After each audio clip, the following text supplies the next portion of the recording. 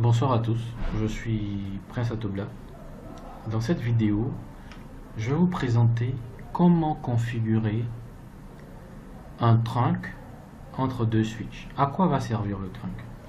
Imaginez-vous un seul instant, vous voyez ici, l'employé de la comptabilité est dans le VLAN 2 et est connecté sur un switch A. L'employé de la compta ici est également dans le VLAN 2 et est connecté à un switch B. Comment faire de sorte à ce que cet employé-là puisse communiquer avec celui-là? Et de façon identique, on a un employé de la technique qui est sur le switch A, un autre employé de la technique sur le switch B. Comment faire de sorte à ce que ces deux employés puissent communiquer? Ce qui reviendra à dire que, vu que on mettait chacun des ports du switch dans un VLAN bien précis, afin de pouvoir permettre à deux utilisateurs de communiquer ensemble lorsqu'ils sont dans le même VLAN.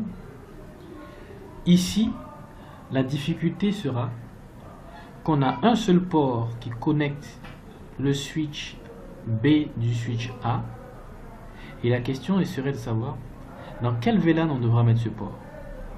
Une chose est sûre, c'est que si on met ces deux ports dans le VLAN 2, uniquement les PC employés de la compta pourront communiquer entre eux. Si on met ces deux ports dans le VLAN 3, uniquement les employés de la technique pourront communiquer entre eux.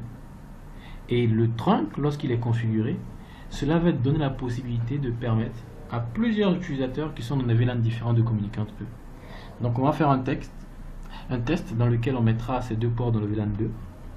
Et on va s'assurer qu'effectivement les employés de la technique n'arrivent pas à communiquer parce qu'ils sont dans le VLAN 3. Et par la suite on changera en trunk. Et normalement ça devrait marcher. Donc les équipements ont déjà été préconfigurés. Donc ici j'ai déjà configuré l'adresse 1.1. Pareil pour ici, la 2.1 je l'ai configuré.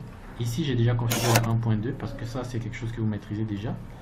Ici également la 2.2.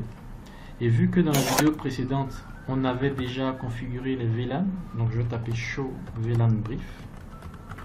Et vous voyez que le port 1 est bien configuré dans le VLAN 2, le port 2 bien configuré dans le VLAN 3, dans le VLAN technique. Idem pour ici, show VLAN brief. Vous voyez que le port 2 est bien configuré dans le VLAN 3 et le port 1 est bien configuré dans le VLAN 2. Et ce qu'on va faire maintenant, vous voyez le VLAN 3 est présentement dans le VLAN 1. Bon, c'est pas moi qui l'ai mis parce que par défaut les ports sont dans le VLAN 1.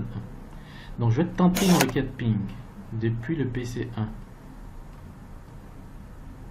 vers le PC 2. Donc on voit PC 1. Donc je fais ping 192.168.1.2. Quel est le résultat? Ça ne devrait pas marcher. Normalement ça ne devrait pas du tout marcher. Regardez, ça ne marche pas du tout. Request time out, il mettra cela jusqu'à 4 fois.